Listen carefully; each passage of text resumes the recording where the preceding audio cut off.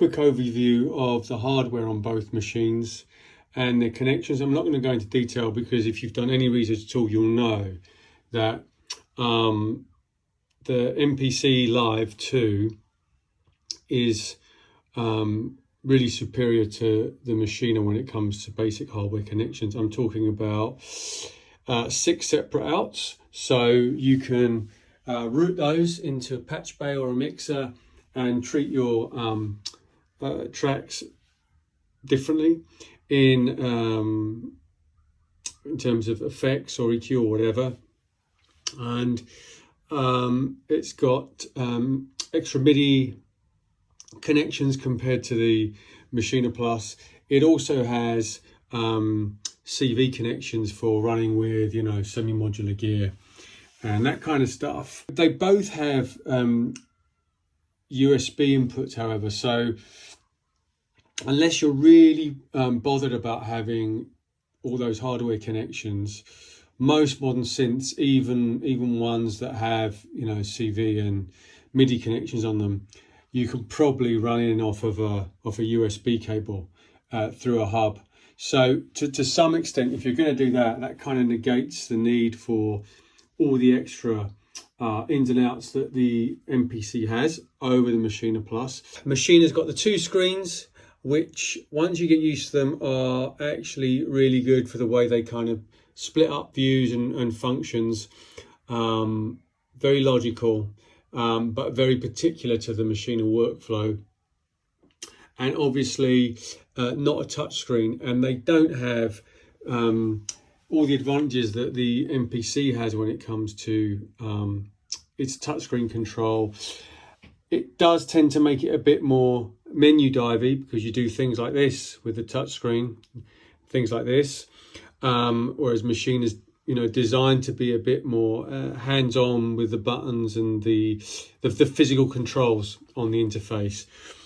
Akai has that deeper complexity, a deeper workflow. You can do more, but and the touchscreen makes it easy, but you have to know that there's like menus inside menus, and clicking certain things sometimes gives you more options and more drop downs, and that's how you get to stuff. But so that's just a case of reading the manual and working out how that works. But it is more complex and deep.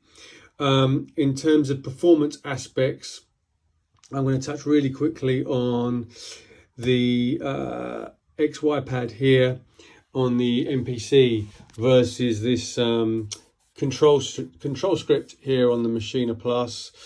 Again, physical and very tactile versus the screen based over here.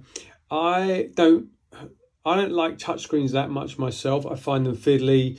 When I'm in these kinds of modes on the MPC, the step editor and the sequencer versus the step editor in the Maschine, which you actually, you know, navigate using the controls and the buttons.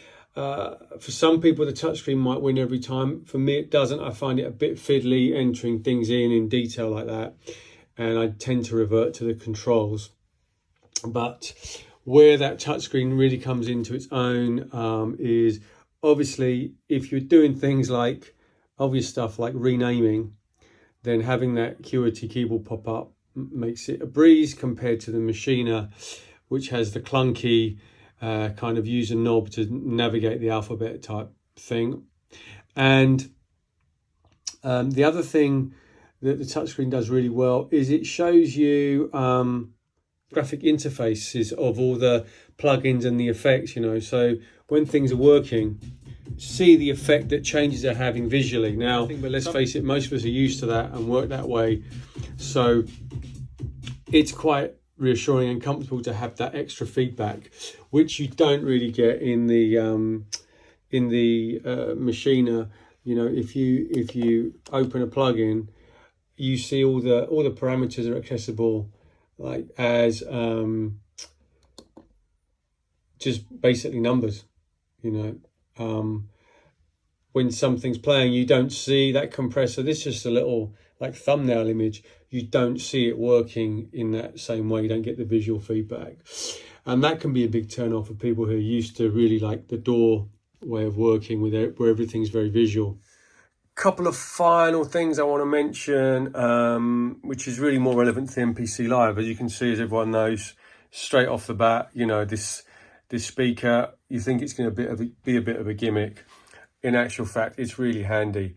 The fact that the MPC combines like true portability, and what I mean by that is, if you see me unplug the power, we're still running over here, because it's got a battery powered inside and just charges up when it's plugged in.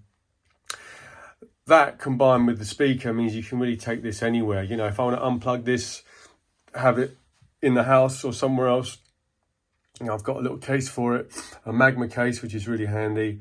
You can, you know, as they say, kind of create beats on the go or whatever. Maschine Plus, yeah, there are workarounds like battery powered USB packs, etc. But you know, there's no speaker on it. And the other thing, really nice on the MPC Live, I've got used to early on, and even after the first few months going between them, I really miss this on the Maschine Plus. It's just having a master volume knob right there. Because, you know, yeah, I've got everything hooked up to the mixer. It's just a couple of feet away. Maschine Plus is running into these stereo channels, and these 6 channels here, you can see the MPC's different outs run to. You know, I don't really want to keep messing around with my mixer level. So that's a really, really handy thing. I would love for a future version of Maschine Plus to have volume knob. Whereas I love the feel of the Maschine pads, the MPC ones feel a bit firmer to me, and you know, other people will feel differently. So that's not really a biggie. Just try them and see which you like best. Short summary for me, coming from Maschine Plus, working with the Akai on the hardware side, absolutely love the improved connectivity and the speaker and this little master volume control. Real wins.